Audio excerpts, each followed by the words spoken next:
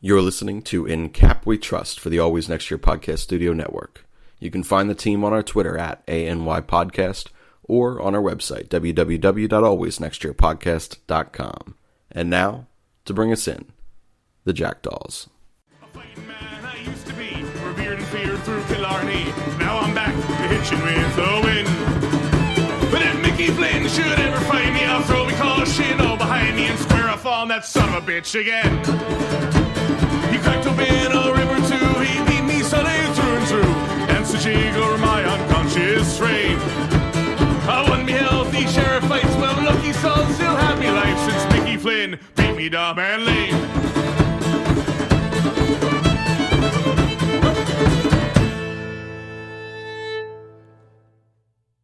Hello and welcome to another episode of In Kap We Trust here at the Always Next Year Podcast. I'm your host Shane and I'm joined as always by Rob. Rob, how are you? 3-game winning streak for the Phillies. Been a long time since they've had one of those, so I'm a little bit more positive today than I would have been, say, a couple days ago. Still not hopeful, but more positive. We are now 1-11 in attempts at getting 7 games over 500. That's pretty fucking bad. I did not even know that was possible. Like, how the fuck can you lose that many games? That's insane to me. I am well. I am well. I'm well simply because of the fact that we are 7 games over 500 for the first time since like June 16th, I want to say. Yeah, mid-June, somewhere around there. Like, we're beating a team that we're supposed to beat, which is something that Philadelphia is freaking allergic to. So last week I said that I was emotionally done. I'm not with this team, whatever, but I am back on it. Good Lord, man. You're a glutton for punishment. Yeah, an emotional masochist over here, as we have stated many times for In Kap We Trust listeners. But I am good. I've enjoyed seeing a couple different storylines kind of turn, a couple different storylines continue here for our Philadelphia Phillies. I will not go through the story again, but for those of you, I will tease it. I am tired whilst recording this, and I am tired because I've consistently called the police on myself. And last night, whilst waiting for the police, me and my dog sat on my front porch and waited at 2:30 in the morning for a cop to never come. Damnedest thing. And if you want to hear the story as to why that occurred, go to Backyard Beers and Football. It's our other segment, me and Rob. We recorded that earlier this morning. If you want to hear the fuckery that is my life and the damassery that is me whilst sleeping, go visit that. Listen to the Backyard Beers and Football segment. Totally worth it to hear this story, by the way. It's pretty hilarious. I'm an idiot. There's no other way around it. All right, so let's last time we spoke was right before the Mets series, I believe. Yeah. All right, so right before the Mets series. So we'll talk about that. A little bit of like a microcosm of the entire series or season for the Philadelphia Phillies here. Yeah, by the way, big middle finger to the Mets for getting swept by the Cubs and then winning a series against... You're supposed to do it the other way around. You're supposed to get swept by us and then beat the Cubs. Come on. Yeah. You're killing us, Mets. No help from the Metropolitans. I hate the Mets. All right. I wouldn't say I hate the Mets just because they're never really good. First of all, that's one of the best rivalries in the city is Mets-Phillies. When both teams are good or both teams are great, like that's must-see TV. But is there a team for you outside of, let's say outside of the Penguins? Because I feel like the Penguins should be it for everyone, and the Celtics. So those are the two we can't use. No Penguins, no Celtics. No Cowboys either. I don't even hate the Cowboys that much. Like, I don't like them, but like, for me, I don't think they're top of my list. Who is it for you in all of Philadelphia sports? The Nationals. You hate the Nationals? I hate the Nationals. I cannot stand the Nationals. Why? Because they've been a thorn in our side for the past however many years. Ever since really they drafted Harper and we went downhill, they've been the better team than us. And we take Harper away from them, and they're still a better team than us.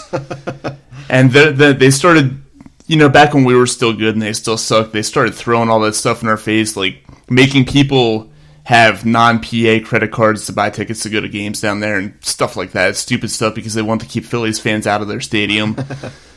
I can't stand the Nationals, man.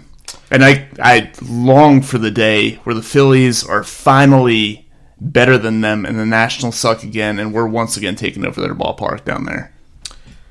Which, by the way, I hate that ballpark. I went there once. It's a terrible place. It is a terrible place. It looks bad on TV. It looks even worse in person. Yeah, I would agree. Yeah. I don't have the same disdain for the Nats as you do. I do, like I said, I do hate the Mets. But I don't know. I like every pitcher they have. They're so fucking good. I don't think Corbin's going to be good for much longer, but he's fucking great right now. Oh, I'm not going to deny that they're good. That's part of why I hate them, though. Yeah, but like I respect that, to a degree. Like the one thing I can't respect is the fact that they have no idea how money works either.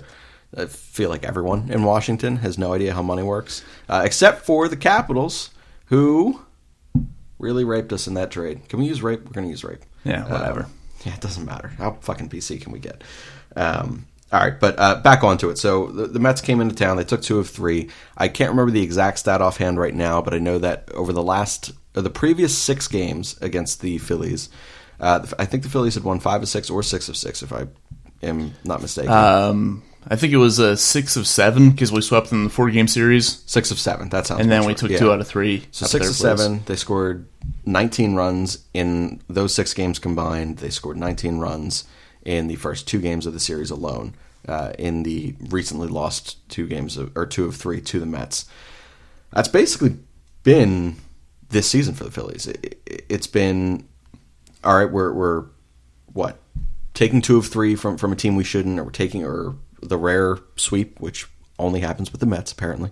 And you have that opportunity to sit there and kind of catch fire, and nope. Then you have an opportunity to sit there, and I think what I'm actually trying to say right now is the fact that like these are series that we have to win, and we came out horribly flat. I think that's what I was actually trying to say. My brain is just mush today, apparently. But a couple things did happen within the Mets series that were good. Rhys Hoskins finally started turning it around. Rhys is a guy who you were pretty much ready to sell off and move with the opportunity to get like a Rendon in the offseason. Still am. So you haven't bought in. You haven't bought into Rhys coming back right now? I mean, I'm a little bit more on that wagon now than I was a week ago, but I'm still not bought into it. Are you more angry at Rhys because he dropped a routine throw from, was it Segura? Segura, yeah, that cost us the game against Pittsburgh. Or because of his brutal second half offense? Well, obviously I'm more mad because of the offense, but that dropped double play ball, that was just the icing on the cake. So I'm not quite as out on Rhys. I'm frustrated by Rhys because I think he's a very, very flawed approach player. But I can't deny his talent and ability when he's right, and he's currently looking very, very right. Yeah, those 2 swings that he put the other day were the 2 balls they hit out the ballpark in Cincinnati. Great swings. I mean, he put another one that was an inch away from being out last night. And he apparently rakes at that ballpark. I think he had a multi-homer game last year at that ballpark as well. Did he? Nice. Kingery rakes there in Cincinnati. Holy shitballs. He's got some sneaky oppo power. It's not even power, it's just a tightly seamed baseball right now. These fucking hitting golf balls, but still, I accept.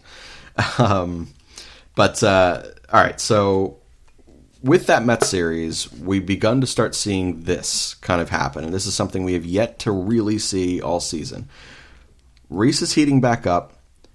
Bryce Harper's been Bryce Harper, and the Bryce Harper that we all were. First of all, for all the people that have been sitting there about Bryce Harper saying that he's underrated or overrated and that he's not having a good season, if we told you entering this season, the first year of his 13-year, $300+ million contract, if we entered that and we said he was going to have 30 home runs and 100 RBIs and hit near 260, I think everyone would be pretty okay with that, right? Now, obviously, the season has gone the way that it's gone, and all of baseball has learned how to hit home runs at an insane and absurdly high clip, but that's still a damn good season, right? And there's still a fucking month left. I've got something to throw at you, too. Go for it. Everybody loves Ronald Acuna, right? They think he's this great talent. Sure. Bryce has a higher OPS and less strikeouts. Really? He does. Bryce's OPS is nearing 900. What is Acuna's? I'm about to look that up right now. I didn't see the exact numbers, but I did see something. I think it was on Twitter last night, and I'm going to look that up right now. So while you look that up, we have Bryce being what Bryce is. We have JT, who has again, he's kind of quieted the last week or so, but he's the second half JT is coming on real fucking strong. And then you have Kingery in there as well. Acuna's OPS is 879. Is 879, and Bryce is what, right around like 890 something? Somewhere around there. Yeah. And not a shot at Acuna, by the way. He's a superstar. Yeah, he's a great player. But again, for everyone who, as you said, gives all this credit to a player like Acuna and so much hate towards a player like Bryce, well, he has September left, and he's got 30 and 100 right now, and he's hitting 260 with an OPS near 900. The way he's hitting right now, he's got a very real chance to hit 40 home runs. If he hits 10 home runs in the last 25 games, that's filthy. I mean, the way that that's he's been a Ryan going, Howard-esque poll. I mean, he August, played September. at that clip in all throughout August. Yeah, I think he had 8 in August, right? He had double digit. I think he had 10 or 11. Did he really? Yeah, all somewhere right. around there. I accept. I'm all on board for the Bryce hitting 40 home runs. Don't think it's happening, but whatever. But the 4 of those guys, they all kind of get, well, 2 of them were already hot. Another one is getting increasingly hotter, and then the other one is finally out of the ice-cold dungeon in Reese. The offense is going to have to carry this baseball team. They're going to have to put up 7, 8, 9 runs a fucking night right now. Absolutely. With our pitching staff, because you never, ever know what is going to happen. How confident are you that they can at least remain in this wild card conversation if the offense does what they're doing now that these 4 key players are doing what they need to do? I'm not super confident, and it's not so much because of the Phillies. It's really because the Cubs have gotten hot lately, and the Cubs are playing no-name teams like the freaking Mariners are the most useless team in all of baseball. I see the Phillies winning their share of games down the stretch and playing well. I just don't see the Cubs blowing, 3-game lead, 3.5? 2 games, I think. Is it? I thought it was more than that, but I don't see the Cubs blowing that lead. I think the Cubs are a more well-rounded team than the Phillies are. I think that they're going to play well down the stretch. You're talking about a team that's been there. They just won a World Series a few years ago. They've been in the playoffs every year since 2015. I don't see them blowing that lead, unfortunately. Which really sucks after we swept them here in Philly. But they're a much better team. They are a much better team. Deeper, much better pitching staff. Significantly better pitching. As much as I like Kap, he's not Joe Madden.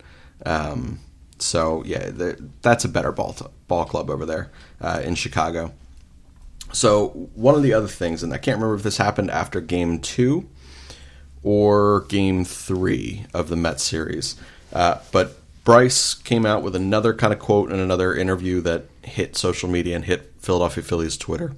So I'm curious as to what your take was. So Bryce, from the day he got here, has been, this borderline thirsty Philadelphia athlete, so desperate for approval of the city of Philadelphia and our very difficult fan base. Coming in with the Fanatic shoes on opening night, walking into opening day with the Gritty and Fanatic t-shirt. All of these different things that he's either mentioned or worn has been like, I'm a Philadelphia guy now. So he comes out, and now he knows the history of this team too. So he sits there, and and I don't know if you heard the interview or the post-game of him. No, I didn't. After the post-game, he was asked about playoff chances dwindling, and does this team still have the same confidence? And he immediately referenced the 2007 series or season where the Mets collapsed 6.5, 7 games, whatever it was, with 15 games to play. And he's like, so that, it's been done. It can happen. I think at the time they were only 2 games out or 1.5 games out even at the time of his interview. People find this disingenuous. People find his responses to those questions and Kapler's responses to those questions, even Reese and other guys when asked, disingenuous and off the pulse and just tone deaf. Do you find that thirsty from him and all of those different things, or do you find this genuine? Do you genuinely believe that he thinks that they have enough in that clubhouse to make a run? I think he's pretty genuine with it. I think Bryce has been genuine with just about everything so far. I think that you talk about trying to, coming off as thirsty with some of the stuff that he does, with the Fanatic headband and all that kind of stuff. I think that he genuinely likes being here and wants to kind of immerse himself in the culture of the city and things like that. But I think he's genuine when he makes his comment. I think that he is confident in this team. I think that he is confident in his teammates, the guys around him, the pitchers, that they can all get it together and make a run here. I'm not as confident as he is, but I'm happy that he is, because the team needs, some positive vibes right now if they're going to continue forward and make a push here.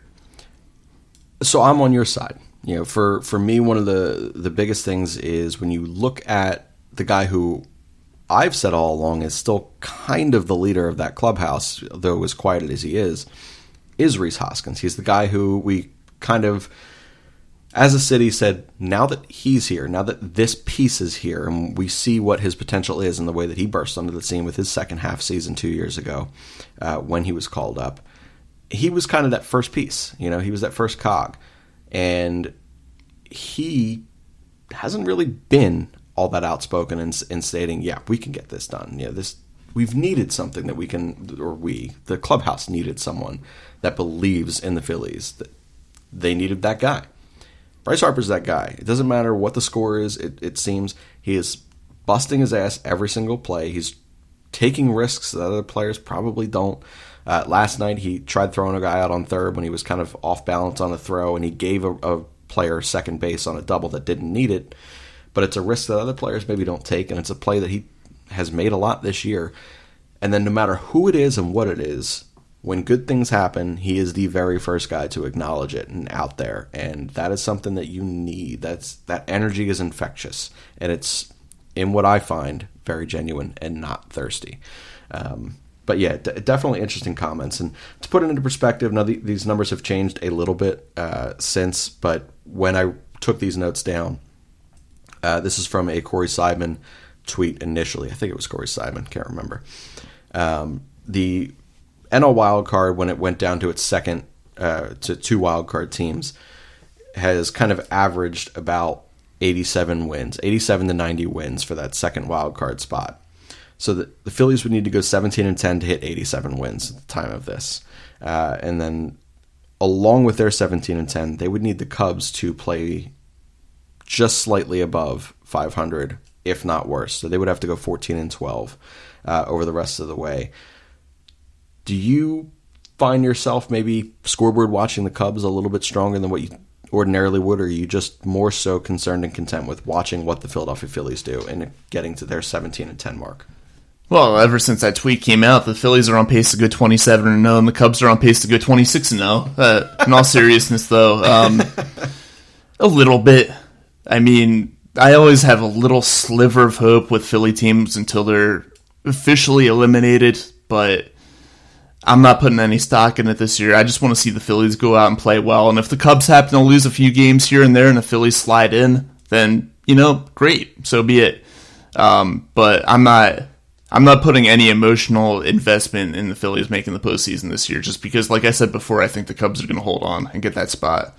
Yeah, I'm with you, but I'm also with you in the fact that mathematically I know I say that I'll walk away and I'm not emotionally attached and I don't give a shit anymore and I'm all frustrated, but 7:05 comes and I turn the TV on. So they have made a cult follower out of me too. I think the fact that football season is here and hockey season is right around the corner has made it a little bit easier for me to be, less immersed in the Phillies' chances of making the playoffs.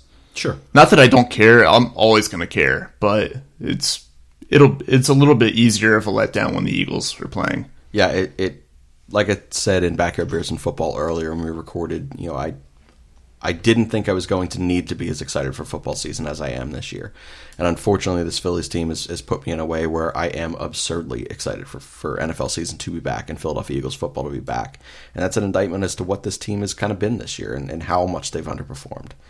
But they did manage to salvage that series against New York and get one win out of it. And they won a baseball game that they don't typically win.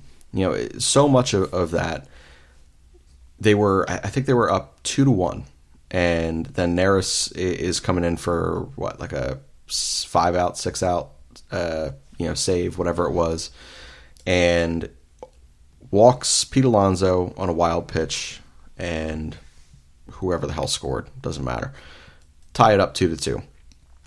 To me, this is a game where it's Hector Neris, a guy who, when something goes wrong, he mentally I don't trust for anything. Yeah.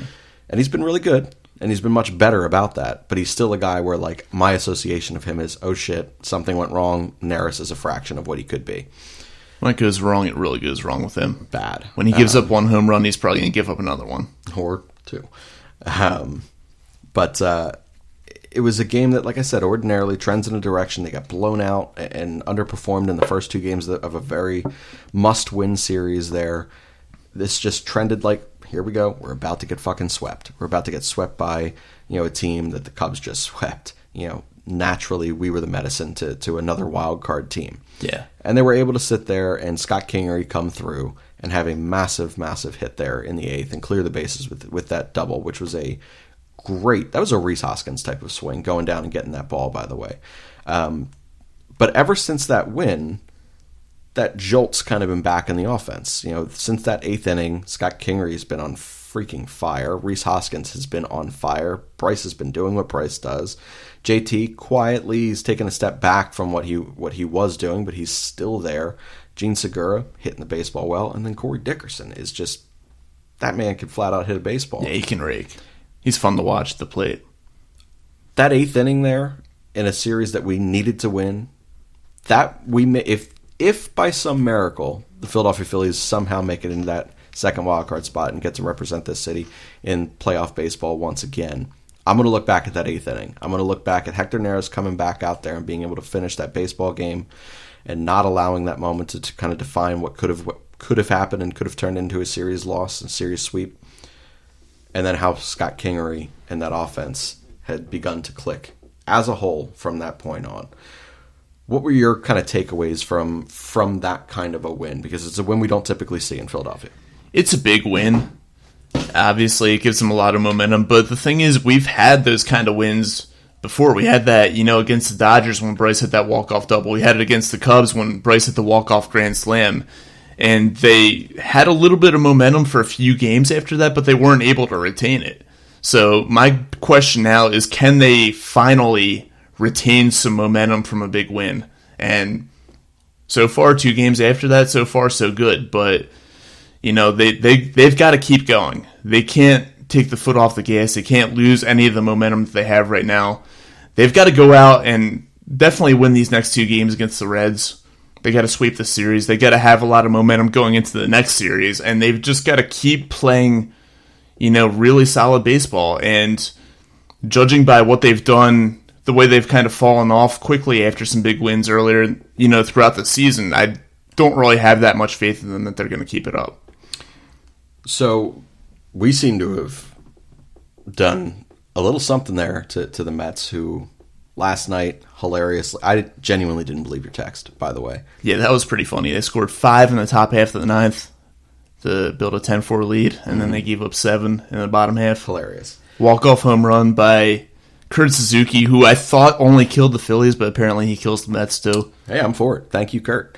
But it's important that we had the 8th inning that we had against them, and that the back end of that bullpen kind of collapsed again against the Nationals, because we have the Mets again, and then we have 4 against the Braves. Those 7 games are going to be so critical. So if we can, and I think we have Aaron Nola on the hill tonight, right? We do have Nola on the hill, Good. Which means we'll get him in the Braves series, I believe. Okay, so Aaron Nola has next to no run support. It's been brutal watching him go out there and the offense waste those innings often. And the bullpen comes in and gives up 10 runs. And shit like that happens. But it's important. If we can sweep this series in Cincinnati, if we can then go in, take 2 of 3 against the Mets, even split against Atlanta, preferably 3 of 4, 4 of 4, is that the confidence that you need as a fan to sit there and say, fuck, we swept the team we needed to, that we should have, and then we won 2 series or won a series and split a series against the NL East division leader right now. I'm feeling good about this team. Will that be enough, or do you need more? Well, that would be enough for me simply to just feel good about the Phillies, but I'm going to need some Cubs losses mixed in there too to start feeling good about their playoff chances, because if we keep winning and the Cubs keep winning, we're not gaining any ground. But either way, it'll definitely be real nice to at least see the Phillies giving us some positive signs towards the end of the season, even if they don't make it, just going into next year with a little bit of momentum, which is something that they didn't do last year. They fell apart completely in August and September and ended up finishing below 500. Yeah. it would just be nice to kind of get that monkey off the back and finally have a plus 500 season, the first one since 2011. So even if they don't make the playoffs, finishing above 500 would feel good as a Phillies fan. Man, how sad is that? Going into this season with the offseason that we had and all the hype and expectation all around baseball that our city was back as a big dog out here in Major League Baseball, and we're going to be happy if we're over 500. Yeah, it's I mean, to be fair, though, back at the beginning of the season, we kind of did turn a blind eye to the lack of depth and some of the other glaring holes and issues that this team has had throughout the year. We did. We certainly did. Thank you, Clintac, for building such a flawed roster. We appreciate you. Yeah, thanks so much. But let's talk a little bit about this Red Series and a couple of the things that came from it. Drew Smyly didn't look bad, again, which is mixed in with a couple horrendously bad starts and then a couple really, really good starts. I have no idea what I'm getting every single time he steps out on the mound. More often than not, my mindset is we're probably going to get a not great start from him. Did this start against Cincinnati kind of reinstill some faith in you that he can be at least a serviceable arm out there that can give you 5, maybe 6 innings and will be okay to get through September? Well, basically every time Smyly takes the mound, that's about what I expect from him. I expect that, he's going to have a few games here and there where he gets shelled, and he's going to have a few games here and there where he pitches really well like he did last night. But I think that he's, by and large, every time he takes the mound, I'm expecting maybe 5 1/3, 5 2/3, 3 runs, maybe 4. Not great, not terrible, enough to keep us in the game. And if our offense is hitting the ball, then should be enough to win. But overall, I don't have a whole lot of confidence in him. So last week we were talking about the possibility of bringing up with September Spencer Howard, who at least right now will not come up. They are Reading is in their postseason now, their playoffs, so they're playing meaningful baseball. Must be nice, but Smyly would have been the name that would have been removed from the rotation. Where's your head at now? Say, for argument's sake, that Reading loses their opening series of the playoffs, and maybe we can call up a Boehm or a Spencer Howard. Is this something that you would do, or would you stick him in the bullpen, or would you just say, hey, you've had a nice year, you've went through a few levels, you're done? I think if I would bring up Spencer Howard, and B, I would put him in the rotation because you want him to adjust to being a rotation guy in the major leagues. You don't want him to, get it in his head that he might be used out of the bullpen. You want him to have that certainty that when he does make it up to the major leagues as a full-time, guy, not just on a part-time basis, that he's going to be in that starting rotation. So you want to get him prepared, get him ready to go out there on every 5th night and throw, 6, 7 innings, throw 100 pitches. Not just coming in for an inning or a few batters out of the bullpen throwing 20 pitches. Yeah, I'm the same. I don't think that it would have any type of mental hit on him if he were in the bullpen. A lot of guys come up in their, in the bullpen in their first cup of coffee in the big leagues, their first September call up. The difference with them is a lot of these pitchers are coming up when rotations are fairly set, and it's not a necessity, but for us, for the Philadelphia Phillies, it is a necessity, in my opinion, and I would put him out there and right now feel more confident, despite him not having a major league experience, than what I am in Drew Smyly. Some other trends that are trending well, and I kind of, again, mentioned since that 8th inning of the Mets series, the offense is kind of taken again. They're looking like a real offense again, which is really, really important. Have the Phillies, and is your faith there that the Phillies have figured out what it means to barrel up baseballs, to create backspin on these baseballs, and have that natural launch angle, and that barrel, or I already said barrel percentage, I'm reading my notes now a little bit late. But do you think the offense has essentially figured those two things out in an era where you kind of just need to create backspin and launch and barrel things up, and these baseballs are going to do the rest? I think they have, and I don't know how much it has to do with Charlie Manuel. Maybe it has nothing at all to do with them. I do think that if John Malley was still the hitting coach, that they would still be stuck in the funk that they were in throughout pretty much the whole season. But yeah, you can tell I still hate John Malley. But 100%. Yeah, I think that they finally figured it out. It might be too little too late. It's still good to see them finally hitting the ball the way that they're capable of doing it. It's crazy because I sit there and all across baseball you have guys who have, like Jorge Soler. I just saw the tweet. Through the last 3 or 4 seasons, he had 39 combined home runs. This year, he's 38. He hit 39 last night. So he hit his 39. Yeah, he broke the Royals team record, which is pretty crazy. They've never had a 40 home run hitter in their history.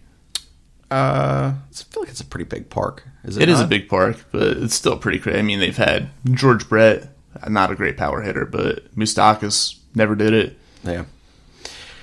Regardless, baseball is seeing more and more of everyone in our lineup can hit 20-plus home runs. You know, there are a handful of guys that are going to hit 30, a handful of guys that are going to go 40 and over.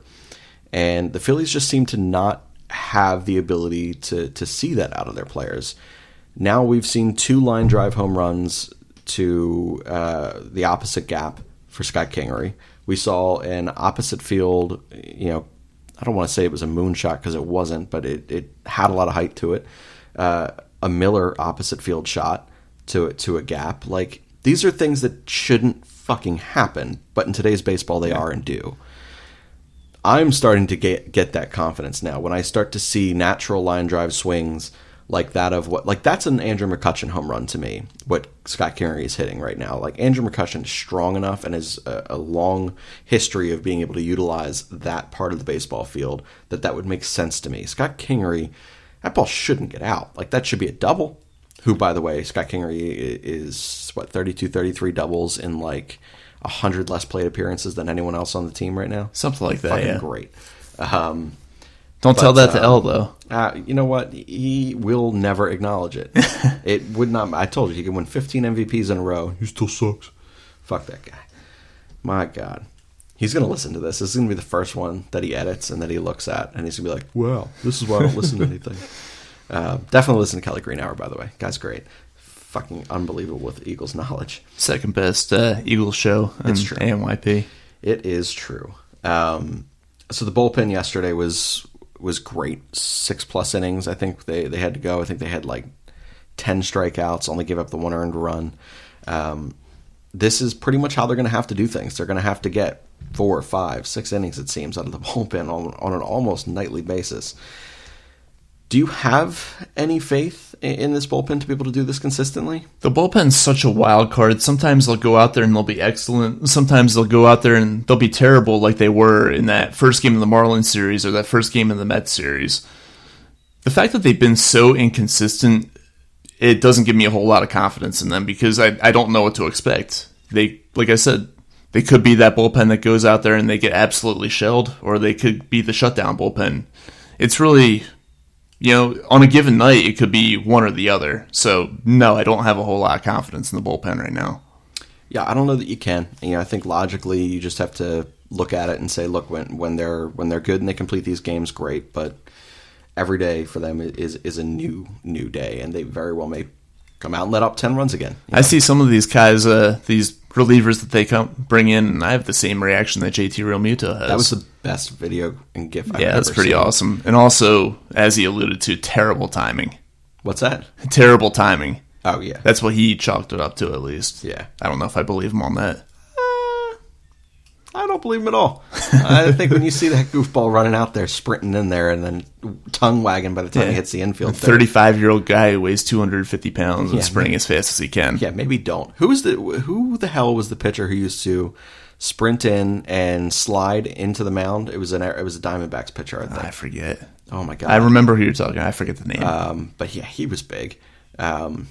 Yeah, just it's absurd. These guys, they're absolutely nuts. But you have to be a bullpen pitcher. You got to be quirky. You got to be weird, and we have that, man. Oh, yeah. You got the guy who sets 97 times. He's like the Angels in the outfield guy. He pitched last night. I'm blanking on his name right now. Sets 97. Not Parker, is it? Yes, thank you. Who, by the way, looks exactly like Pat Neshek. With just the beard, and the fact that he has the high socks, the rolled up sleeves as well. So. Oh, yeah, you're right. But yeah, he sets 1 million times. I think he's out there on coke or something. It's just nuts. And you got Hughes, who looks like a serial killer. Mm-hmm. These guys are crazy. But just, you can't trust the bullpen. Basically, at the end of the day, don't trust the bullpen. Let's get into an intersegment bit here. Let's lessen some of the seriousness of our podcast because we're very, very serious here at AMYP. Let's get to an In Defense of Gabe. So this is a little intersegment bit here that we basically come up with different things that we will blindly defend to the end of time. And some of them will irritate you. Some of them irritate us. But we do it anyway. So let's start with a serious one here. Something that you're going to defend about the Philadelphia Phillies, Rob. Okay, well, it doesn't have to do with the current team, but just, the past history of the team. And this is a take that I've had for pretty much ever since Ryan Howard became a star player. And it's been an unpopular one, but this is purely speaking about the primes of their careers, not what happened before or after the prime, but simply during the best years of their careers. And my take here is that prime years Ryan Howard is a better hitter than prime years Mike Schmidt. I'm talking like 2006 through 2011 Ryan Howard, a better hitter than prime years Mike Schmidt. I don't think you can extend it to 11 after the injuries. Well, the injury happened at the end of 11. Yeah, but he wasn't great. Let me try to think. He had like 270 something. He had like 30, 35 home runs that year. Huh. That's nice. I'm going to have to look at that now. That's going to make me actually have to look at that. Okay, we'll say even 2006 through 2009, he was hitting, 45 plus, near 300. Oh, yeah. And high 200s. So one season he hit 313 his rookie year. Mm-hmm. Yeah. So prime years, Ryan Howard, better hitter than prime years, Mike Schmidt. And that's something that I'll take through the grave with me. And he had to do it with a shift. Oh, yeah. Obviously, later in his prime, he was kind of one of the reasons the shift was created. But nice take. I like it. Mine is something that I've stood on all season, and I've stood on it.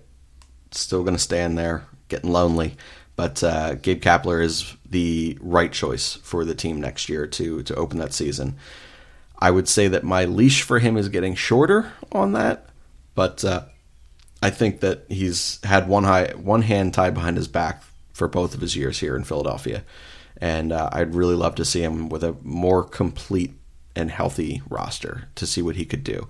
I think that one of his biggest issues is the fact that I think, overcomplicates things for himself and overcomplicates the game that's already very complicated. And I think he does it out of necessity. And I think that when those opportunities arise for him to make different decisions and different logical decisions, I think it's something that he takes a little bit to the extra mile. And I think that if he didn't need to do it, we saw how good the team was to start the year when he didn't need to do anything other than draw a lineup card. They were good. They were fine. He made those one or two decisions a night that he made the right ones. So next year, I do think that he's the right choice. See, I've always been kind of on the fence with Gabe. Sometimes I think that they need to go ahead and can him after the season. Other times I think, okay, go ahead and give him one more year. I don't really know where I stand with him. I'm not as confident in him as you are, but I don't hate the guy as much as some of the other Phillies fans out there do. I'm kind of in the middle. All right. And my feelings towards Gabe kind of teetered depending on how the team's playing too. That's fair. I think it's how everyone's natural. I think it's how everyone's evaluation goes. I do think, though, if people took 5 seconds to sit there and logically think about the list of things in a natural order as to why this team has underperformed, you'll find that Gabe is not necessarily at the top of that list. Clintak's at the very top of the list. Clintak and McPhail. But you could take a look at that list, and the one thing that I will say is while you can't blame Gabe for a lot of this year, you also can't yet give him credit for elevating them beyond the factors that have really hit them, whether it be the injuries, whether it be Odubel's thing, whether it any of it. He hasn't necessarily taken them to a level where you can consider him a fixer. He's not yet, but yeah. I would like to see what he could do with without that hand tied behind his back. Why don't you give us your less serious thing that you will always defend, baseball or non-baseball related, doesn't matter. Non-baseball related, drinking pumpkin spice coffee. I was recently told by a couple friends that I lose man points for drinking pumpkin spice coffee, and that's not the case. Are you sure? Yeah. Oh my God. All right, we I got to will hold that. defend that one. I love pumpkin spice coffee, and I'll keep on drinking it. My God, is that what you're drinking right now? Yeah. Jesus Christ. So you're gonna join the list of people who I am. cry foul about me drinking pumpkin spice. I'm not going to say it. All right, here. I will take it a different direction. I am not going to pull your man card for it, as they may, and say that it's some sort of, male violation. That's not the case. It's a human violation. Pumpkin Jesus anything Christ. is fucking disgusting. You are so wrong. I am 100% not. So you have selected a good take here because you could not be more wrong, and it pissed me off to hear it. Good Lord, So, man. well You're done. so wrong about pumpkin and pickles. There's no need to bring pickles into it. I had to. It's a terrible, terrible thing. So I will defend this, and this will certainly also piss people off. But I will defend to the end of time, and I've given this multiple chances at multiple different times in my life to this point. But I will defend that Parks and Rec is some of the least funny and unlaughable comedy in all of sitcom TV. Parks and Rec is a dog shit show. I've never really watched it, so I wouldn't be able... I mean, from the little bit that I have watched it, I didn't find it that funny either, which is why I didn't watch more of it. There you go. But they are able to make some pretty funny memes out of it, though. I guess. I don't know. For me, it is not... it is so not enjoyable. I loathe the cast, and I loathe the characters that they play. I can't do it. I just cannot do it. In a world that Seinfeld exists, and Letterkenny, and the Office even was fine. Oh, The Office, if you want to watch a show that's like really similar to Parks and Rec, definitely go with The Office. With likable characters. Absolutely. And a likable cast. And I hate Steve Carell, and I even like him in that. Not so much for most of the beginning of it, but throughout the rest of it, you see some character growth and development there that's actually kind of rewarding. But Parks and Rec, fucking hate all of it. Every character there, they can all, whatever. That's a terrible, terrible, terrible, terrible thing. All right, let me roll back into our In Kap We Trust notes here. Let me see what I got. In Kap We Trust. So we just did our inter-segment bit, which is fantastic. All right. Let's roll to In Kap We're Trusting. That's literally what I put in my notes here. September run.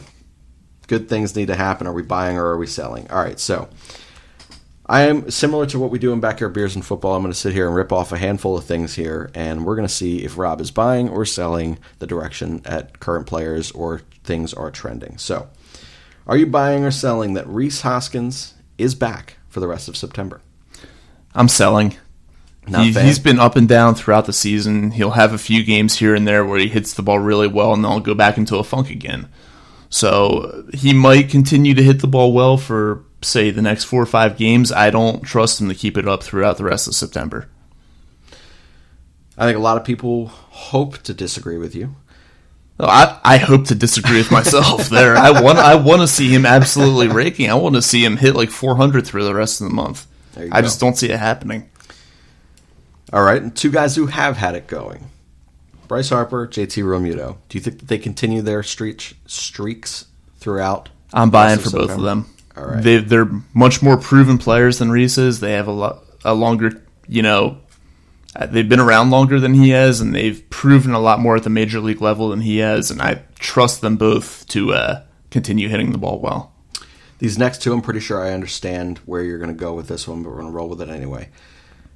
Starters not named Aaron Nola. Do you think that they do enough to at least keep us in baseball games? I'm going to sell. Smart man. I'm absolutely going to sell. I mean, from what we've seen from Jason Vargas, he's pitched fairly well since he came over. Smiley, we alluded to earlier on that he's been on and off. I just don't trust him enough. Vince Velasquez, another bad night last night. Zach Eflin looks like he's turned the corner by, shocker, not listening to fucking Chris Young. That being said, Zach Eflin's not a great pitcher either. No, he's not. Any trust to either of those two? No. Okay. I have more faith in Eflin than I do in Velasquez, but that's because I've never had faith in Velasquez. Should have moved him after that 16 strikeout game. Been a Philly for way too long. Probably true. All right, so I know where you're going with this one as well. We spoke about it slightly a little bit ago, but late inning arms being legitimate late inning arms. So every back end bullpen piece we have right now is more so suited for a middle reliever and non-high leverage points. Do you believe that they have enough pieces there that by committee they can make it work? I'm selling. I don't trust them enough. I mean, this is the point of the season where it's really going to hurt them to not have the likes of Neshek and David Robertson and Tommy Hunter out there. They, at the beginning of the season, in defense of Klentak, where I don't normally defend him, he did have those pieces in place there in the bullpen, and unfortunately, none of those three could stay healthy, and that's going to cost them a lot down the stretch. Not to mention your Sir Anthony's and Sir Anthony. Things of the sort as well. About Arano just couldn't pitch anymore. I was never a big Sir Anthony guy to begin with, but they certainly do miss him. Yes. Also, they've handled him moronically, and he's going to miss next year too. But another story, another time. Cubs play 500 or worse baseball. Sell. Smart sell again. I would trust the Cubs to play very, very good baseball down the stretch. They're a damn good team. Yeah, and not only that, they're playing to win that division too. Yeah. And the Cardinals, even if they switch spots with the Cardinals are playing great ball now too, so I don't see them falling off either. Yet I don't trust the Cardinals as much as I trust Chicago.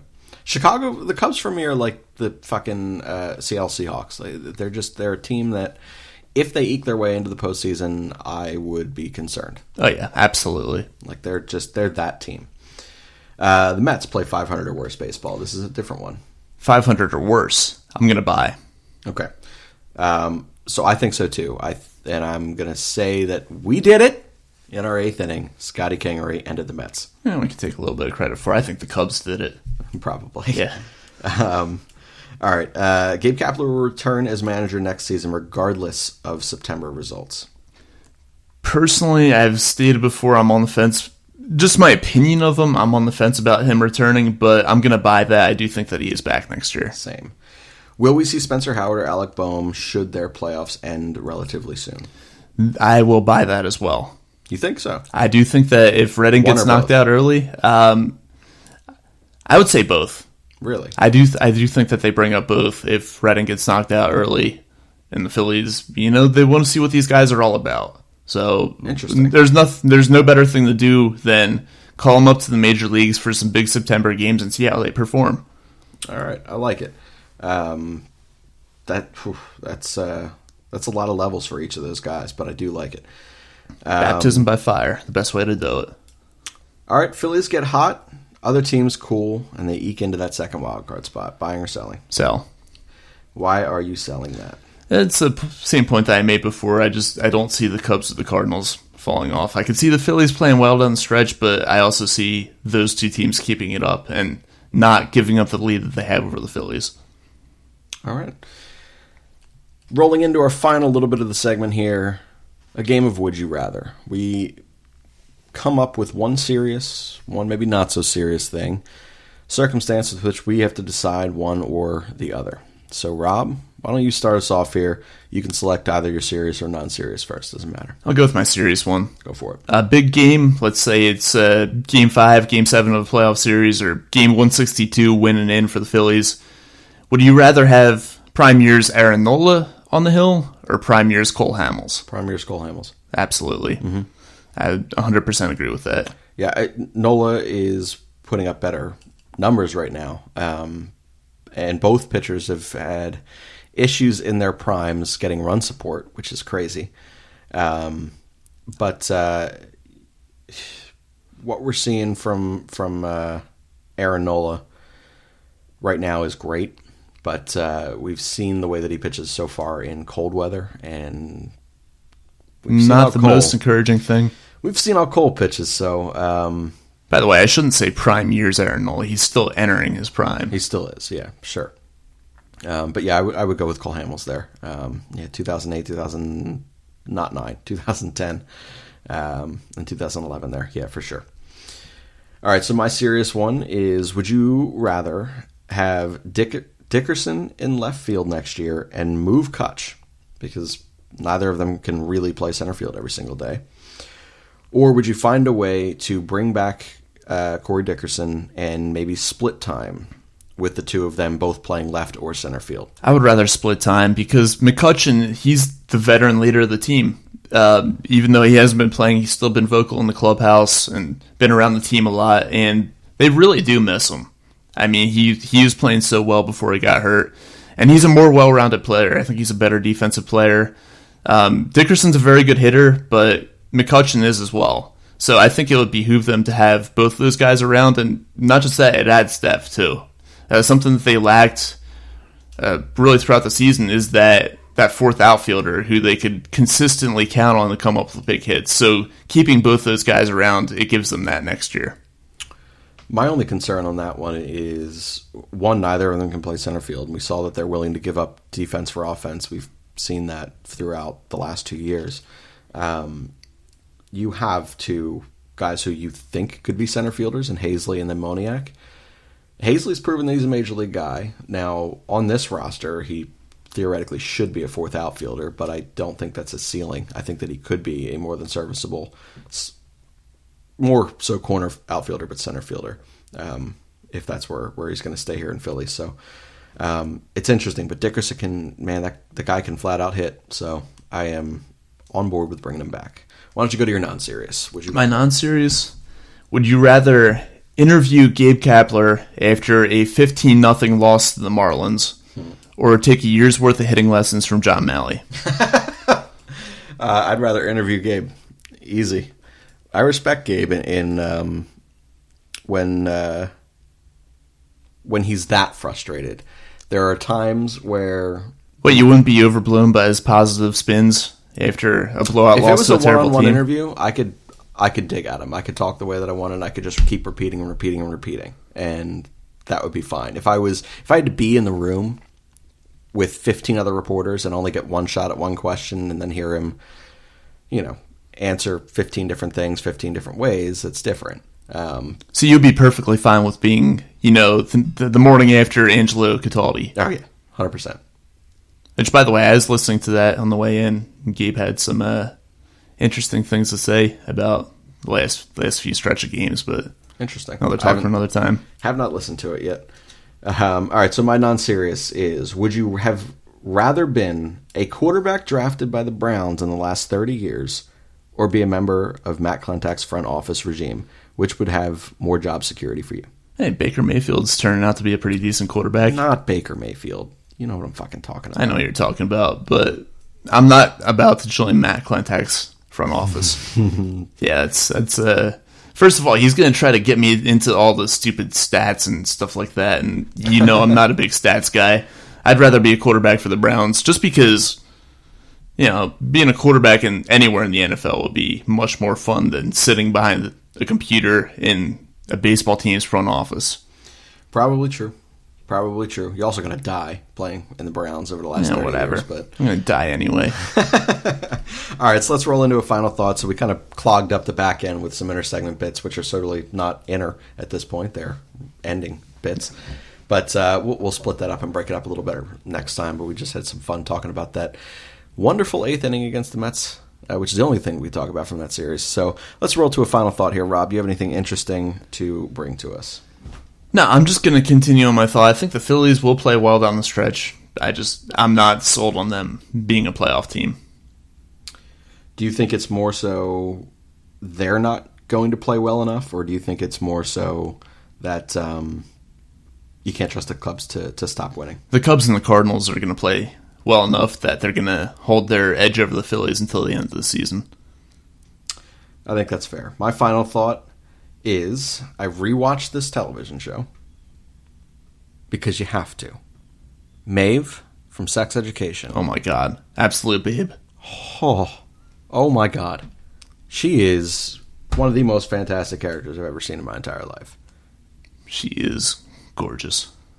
Absolutely Ending gorgeous. on positive notes here. Maeve from Sex Education. You're a babe. If you'd ever like to join the show and talk Philadelphia sports, which I can't imagine that you would, but if you did, I would gladly interview you. Before I ever took hitting lessons from John Malley or sat down in an interview with Gabe Kapler. That is how committed I am to understanding your life. Maeve, you were fantastic. Funny thing is, I can't for the life of me remember what the actress's name is who plays her. Doesn't matter. She can just forever be known as Maeve, and that who she is in that show. That character's perfect. It looks perfect. Everything's perfect. Yeah. She's a fantastic, fantastic woman. That's going to be it here for In Kap We Trust. Remind you to go visit Just Food, 215-794-3663. That's 215-794-FOOD. Treat yourself. Take it home. Visit our guy Asian Rob over there. You can visit their in-store location in Buckingham Green Shopping Center. It's in Bucks County, PA, just past Peddler's Village, if you guys are familiar with the area. Have him cater your Philadelphia Phillies wild card game party. It's going to happen. It is going to happen. Have him cater the event. It's Just Food, 215-794-FOOD, 215-794-3663. Rob, if there's nothing else from you, we'll let the Jackdaws carry us on out. Give it to the Jackdaws. Give it to the Jackdaws. In Kap We Trust, I'm Shane, he's Rob. A fighting man I used to be, revered and feared through Killarney. Now I'm back to hitching with the wind. But if Mickey Flynn should ever find me, I'll throw me caution all behind me and square off on that son of a bitch again. He cracked open a river too, he beat me Sunday through and through, and such over my unconscious frame. I won me healthy sheriff fights, well lucky son, still happy life since Mickey Flynn beat me dumb and lame.